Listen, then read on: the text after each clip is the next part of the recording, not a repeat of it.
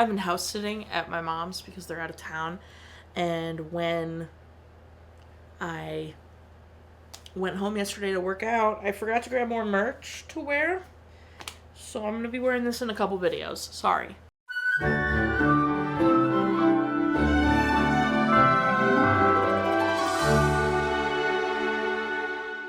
Welcome back to Ever Disney Movie Ever. My name is Jess and I'm watching Ever Disney Movie Ever. Today I'm going to be talking about Tangled Before Ever After. Tangled Before Ever After is a 2017 Disney Channel original movie about Rapunzel having to acclimate to palace life and princess life and an overprotective father who, without realizing, is trying to make her a prisoner again. It's directed by Tom Caulfield and Stephen Sandoval. Its animation direction is done by Christian Larocque, yes, actually.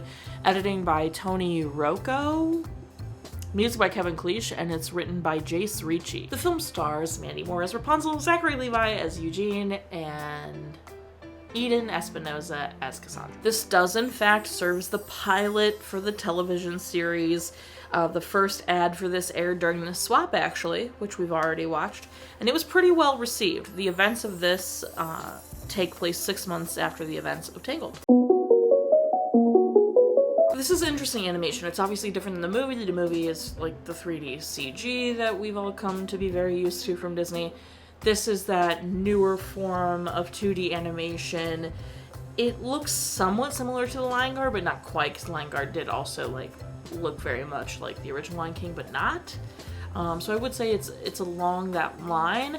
My biggest complaint about the animation is everybody's blush goes right into their eyes, so it looks like dark circles under their eyes. They look tired to me, versus that just being their blush, or the pink in their cheeks, you know? I thought that was really interesting to see, because for the first 20 minutes of the movie, I just thought everybody was really tired.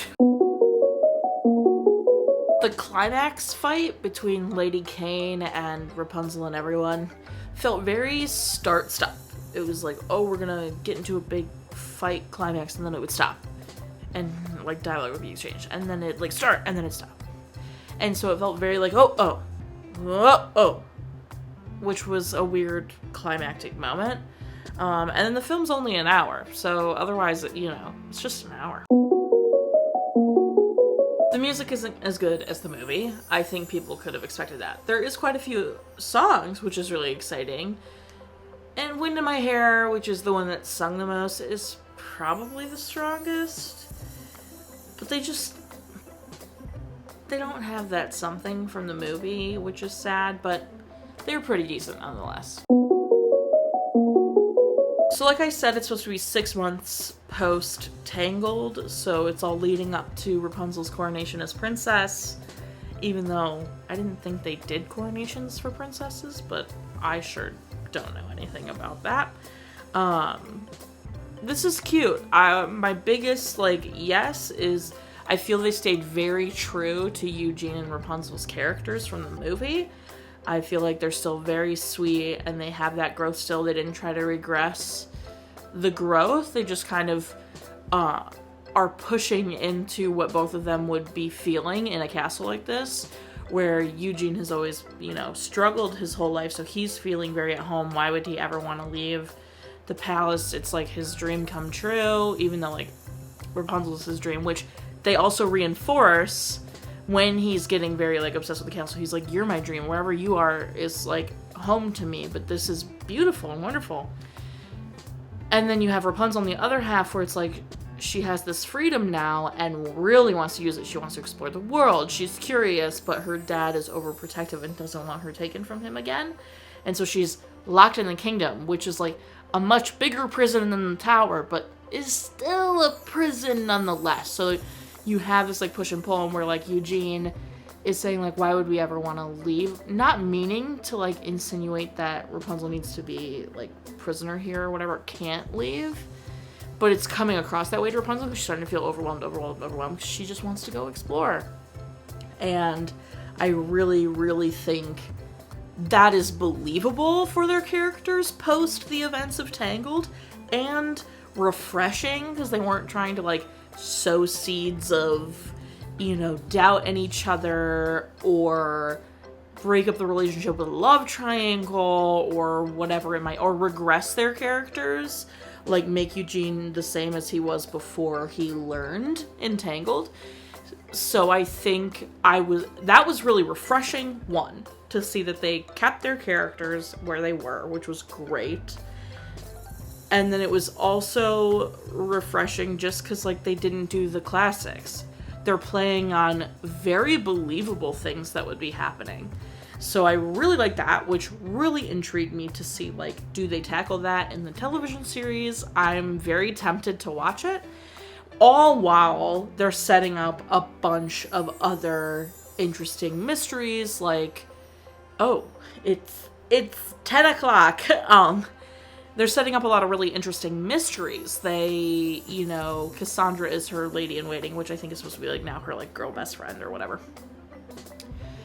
Because they need a girl best friend. But anyway, they leave the castle and they go and she sees the place that the flower that, like, gave her her powers before her hair was cut was from. And there's these interesting, indestructible rocks. And she touches it and her hair grows back. And that's, like, a huge thing. I think that's the premise of the show, is like her hair grows back and they're gonna try and figure out why her hair grew back and why now it's indestructible. Like, you can't cut her hair at all. I'm intrigued to see if it's still magical. Like, can she still heal people with it? Because they didn't touch on that at all in the movie. But it set up a lot of interesting things. And with that came, the movie didn't really resolve. It had a resolution with Lady Kane, like they were able to beat her and she got sent away or whatever. But between her and her dad, and her and Eugene, and her hair, and all that, it set up a lot of mystery and a lot of intrigue, and I'm so interested to kind of see what would play out, so I might watch the show, actually. But this was really wonderful. In that way. Otherwise, it's like a fine movie. Favorite part? Her and Eugene making up, and also Cassandra saying to Eugene when he's like, I know you don't think I'm right for her, and Cassandra says, I don't think you're right for anyone. That took me out. That made me genuinely laugh out loud. I thought that was so funny. Least favorite part? Her dad not realizing what he's doing. She's been a prisoner for 18 years. And now he's in some way making her a prisoner again, and that's really gross. Recommend? Sure. Watch again? I don't know. I mean, it's like one of those. You know what I mean? Specific moments, I don't really have any that I want to point out other than I don't think you're right for anyone. I think that's really good. I do want to say I love that Mandy Moore and Zachary Levi came back and did the voices for the show. Because a lot of the time you don't get that. You don't get the spin-off show being the people that were in the actual movie. That's really wonderful. I know we don't love Zachary Levi because he sucks, but it's still nice that, like, little kids watching Tangled and then potentially moving on to the show get to hear the actual voices. I know that's I don't know if we have any Dragon Ball or Dragon Ball Z fans in the audience, but Sean Schemmel is the voice of Goku, the American voice of Goku, let me be very clear.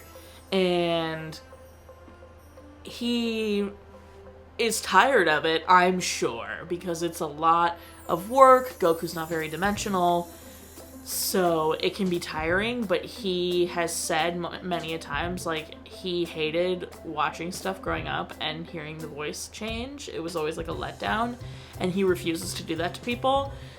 And that takes mad props, mad respect, like, 100%. So I just love that Mandy and Zachary came and did this, because I know I, as a kid, always noticed when the voice changed, and it was always kind of a bummer.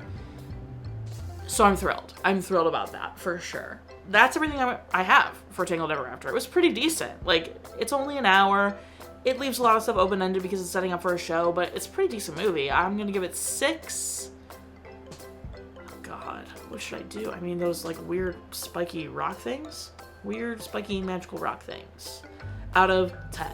Our total movie count is... Pterodactyl and Cry Count are still the same. If you want to keep up with what movie I'm watching when, follow me on all socials. You find out what movie I'm watching when. I put out videos every Monday and Friday and sometimes Wednesday. Join Patreon. I got a tier starting at just $1. You get every video a week early. Coupon code for merch. No, they're still working on that. Tiers with that, daily trivia, monthly postcards, bonus content, free merch, etc. Buy merch. Merch is great. Merch is grand. Until next time, comment, like, subscribe. But I'm not in charge of your life. You are, so you, and don't be Lady Kane about it, I guess.